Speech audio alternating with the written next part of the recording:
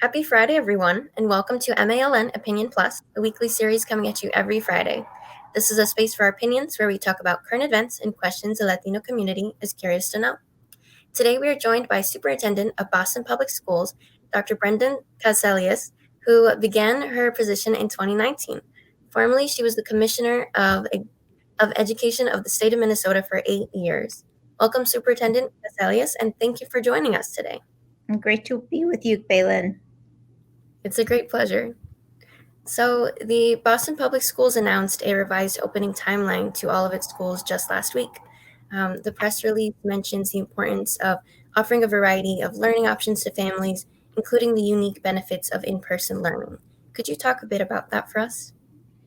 Yeah, it's just a really great day to be able to announce that we're going to be able to return students to in-person learning. As you may know, and some of your viewers may know, that we have been in remote learning for much of the year, with just our highest need students being able to come back to school. So we'll be glad to welcome back some other students, particularly our EL 1 and 2 students. These are students who are still new to speaking English, so they'll be able to return February 1st. And then more of our younger students coming March 1st, with our intermediate grades coming mid-March and our high schoolers at the end of March. So we're hoping to get back to normal, turn the corner in the new year, and get back started. Right, absolutely. So, what are some kinds of resources that are currently available to students and families relating to the COVID-19 crisis? Well, we've just been really blessed to have an all hands on deck approach here in Boston. We've had a lot of support from our city partners as well as the community to be able to provide 3 million meals. At our meal sites, we also provide hygiene projects, which is wonderful. And so that's been available. We've been providing mental health services to our children and our families, knowing that this is a time of increased isolation and challenge for families.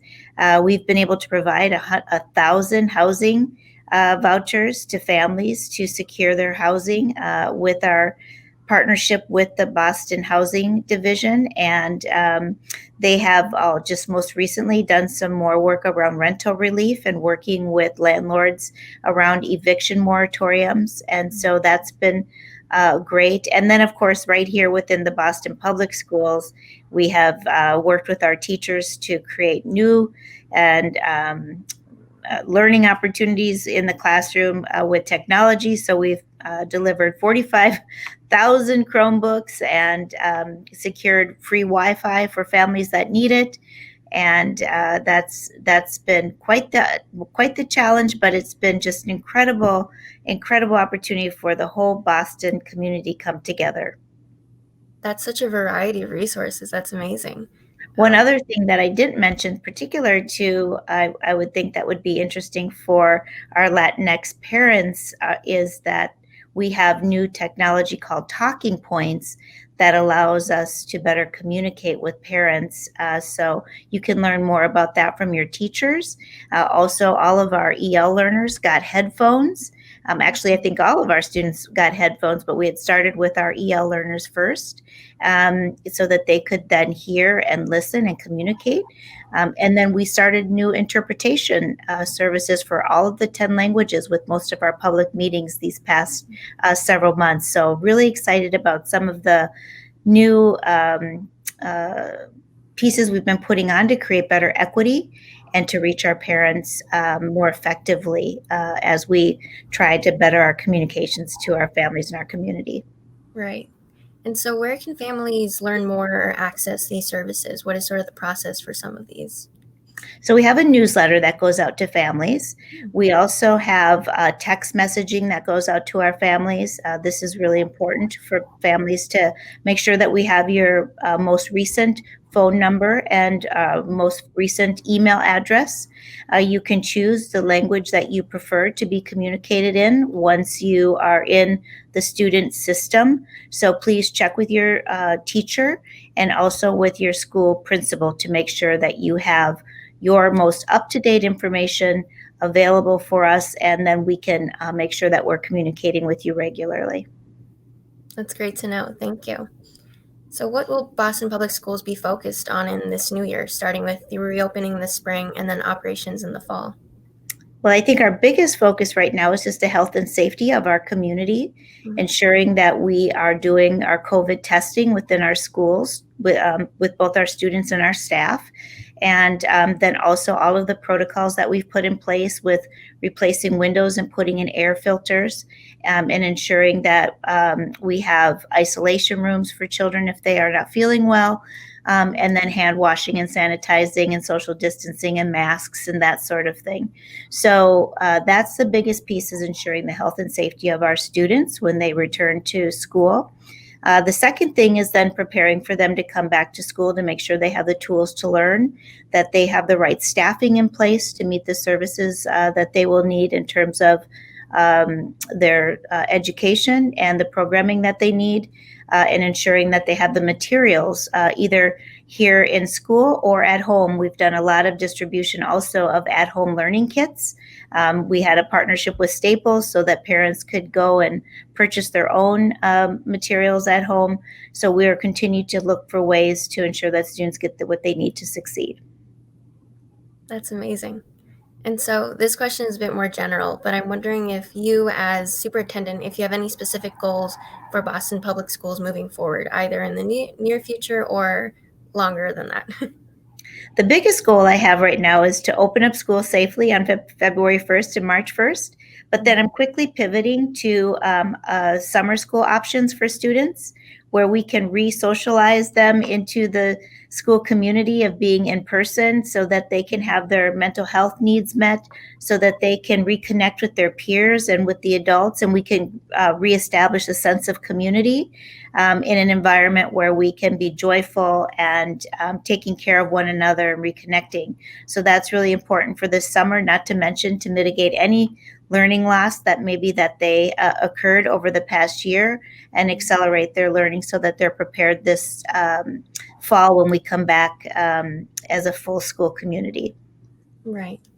Are there any contingency plans in place in case the rise in cases happens again or continue? Well, we always have the option to close our schools, and because of course we have health and safety be our top priority, and of course we've valued parent choice as well. So parents don't have to come back to school if they do not want to have their children come back to school. They can make a choice not to do so, and we're asking parents now to reconfirm with us what those choices are, so that we can make sure we have the buses ready for them, and that we're ready in terms of the number of people that are going to be in our buildings at any one time. So those are our contingency plans right now, is that just, if we have to go back, we can. We hope we don't have to, and we hope that the public will really help us, because this is really a public health issue. And it's up to the public and the adults within the community to wear their masks, to wash their hands, to not gather either in large or small groups even, and that they don't go outside if they're not feeling well.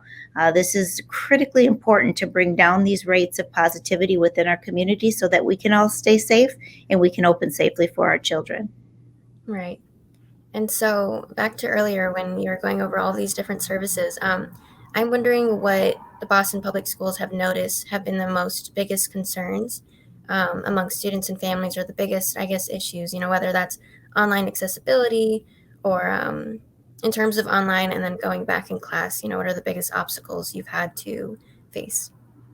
Well, typically people would think that online accessibility would be what would be such a huge barrier for us. And it just really hasn't been that big of a barrier in terms of kids accessing technology and getting on internet.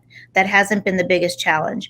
What we found, and what I've heard from students directly, is that the mental health challenge and the isolation has been the biggest challenge. Not being face to face with your peers or your teachers, that has been a challenge. And then for families, the biggest challenging is just really kind of balancing it all, going to work and balancing helping your kids when you are needing to also make meals and take care of of everyone within the family. And many times, many of our families are intergenerational. And so there's the fear of, anyone, some of our older members of our families getting ill or getting sick, and then having to care for them while still having to go to school and get to work and put meals on the table. So just the struggles that families are having with the overall dealing of the pandemic and the added burden and stress and anxiety that it puts on everybody. Okay, gotcha. Thank you. And so, what resources are available for caretakers that specifically in parents regarding emotional support and psychological support? As you were saying, it's a lot of changes happening right now. There's a lot of mental health professionals out within the community who are providing additional supports to families. We also have our coordinated behavioral health services where students can let us know that they're having difficulty, and we can provide face-to-face virtual counseling. We also have family liaisons who are our family connectors within our schools, who can be the one trusted person within a school that families can go and talk to and have access to. And, if all else doesn't work, parents now have the video right there to be able to send a note or a chat to a teacher or an email and say, could you help me? And teachers are doing so much of that. I'm so thankful to our teachers for their help in helping our families access the supports they need to help their children succeed. Are there any future programs or services currently in the works regarding COVID-19 or other relevant concerns? Yeah, currently we are working on our expanded testing around COVID testing, and working with the Boston Public Health Commission as well as the State Department for broader testing of our students. And it's called pooled testing, where you take some random samples of students and you pool the samples together. And then if there's enough someone found with COVID, then they would test the whole school and then get the support and do the contact tracing to ensure the safety of the community. So that's going to be another layer of safety in our schools. And then, of course, vaccines are on the way and right around the corner. So K-12 is in the second phase of vaccines. So we are working right now with the state and with the Boston Health Commission in order to vaccinate our staff for returning to school. We don't yet have a vaccine that's been approved by the FDA for students under the age of 16. So there is no student vaccine yet in the works, but there is administration we should expect over the next several weeks and months for vaccinating our communities. I think it's really important that everybody get vaccinated. This is going to really help us bring down this disease, and it will really help us to be able to open school safely. Thank you. And then before we go, so since we're on the topic of safety within the schools and vaccines prevention, what are a few key procedures set in place within schools? You mentioned a few earlier, social distancing. I imagine you have to be creative with kids. So yeah. I actually thought it would, back in April, when schools were closed, a year ago now almost, I thought there's no way children are going to comply with masking, and they're going to take them off, they're going to fuss with them, but we just haven't seen that. It's just been kind of natural for children. Of course, there are some children who have some issues with it, either health issues or behavioral issues, on why it's a challenge for them. But for the most part, we're seeing that compliance with masking has not been too difficult. We also put in place air purifiers in our schools, and that has been a positive, as well as our systems for air filtration within our schools, and making sure we have the highest quality of air filtration, and then doing some air monitoring. So that has also been very helpful in making sure that we get the right amount of air exchanges so that we can move the virus out of the school building if there is any within it. Right. Thank you so much for talking with us, Superintendent Cassellius, and for being our guest on MALN Opinion Plus. Thank you, Bailyn. It was great to be on with you. Thank you. We appreciate your time and your expertise. Thank you. Have a wonderful day. Thank you. You too. So everyone, please tune in next week for another episode Follow us on Twitter at MA Latino News and Instagram at MA_Latino News. I'm Belen Dumont with MALN Opinion Plus. See you all next time.